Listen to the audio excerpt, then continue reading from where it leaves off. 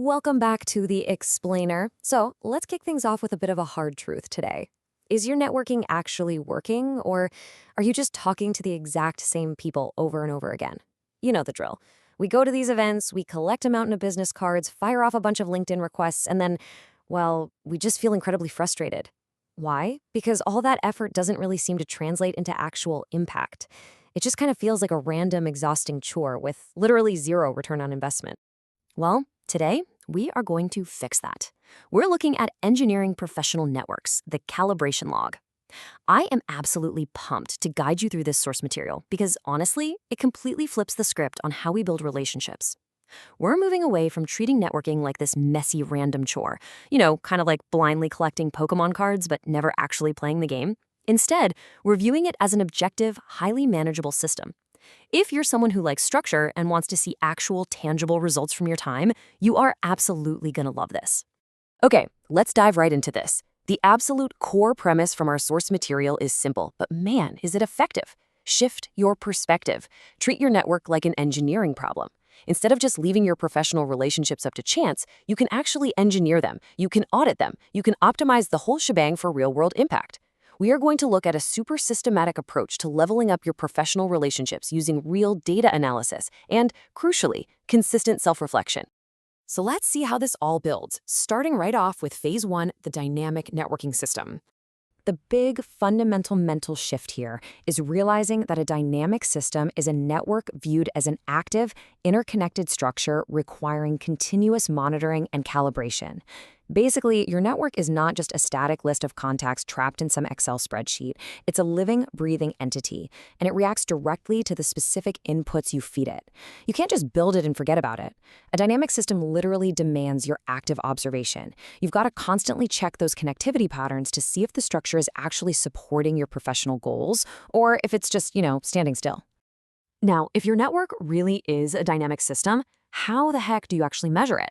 Well, that brings us straight to phase two, gathering real-world network data. To actually measure it, you have to realize something absolutely crucial. Every single interaction, every handshake, every coffee chat, every quick Zoom call, it isn't just small talk. It's a valuable data point. The key concept here is metadata and connectivity. This is all about observing who you interact with and the exact nature of those interactions to really understand your network patterns. You need to analyze the metadata of your networking. Like, are you the one always initiating? Are the conversations strictly transactional or are they deeply collaborative? By paying close attention to these overarching patterns, you uncover the true state of your network.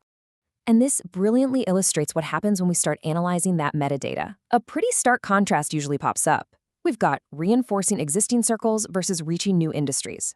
A lot of us suddenly realize we're just reinforcing our existing circles, right? We're just echoing inside our comfort zones with folks who already know exactly what we know. But to engineer true growth in a dynamic networking system, the actual goal is to break out. We need to stretch toward effectively reaching into entirely new industries. So, to make that leap, we need a central engine for all this data we've been gathering. Welcome to phase three, using the calibration log. All right, so what exactly is this thing? The calibration log is a tool to document interactions, identify successful patterns, and highlight areas for growth. It literally takes the abstract idea of connecting with people and turns it into a tangible, totally manageable process. The source material heavily emphasizes that this log is all about encouraging consistent self-reflection. It's not about keeping a high score of how many business cards you handed out, no way. It's about objectively looking at your real-world data to figure out what networking strategies actually work for you and where you might need to pivot your approach. Let's walk through a real-world example straight from the source on how you'd actually conduct a post-event audit using this log. Imagine you just left a big networking mixer. Step 1. Reflect on what went well. Like, did you have a genuinely good conversation with someone in a field you're targeting? Great.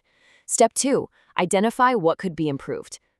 Maybe you realize you spent way too much time catching up with a former colleague instead of, actually branching out.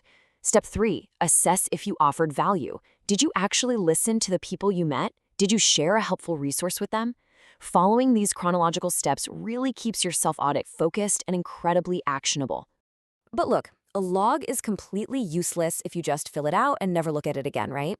Which brings us to phase 4, the weekly structured review. To pull this review off effectively, the text gives us some fantastic prompts. The first one is, what did I learn about someone new?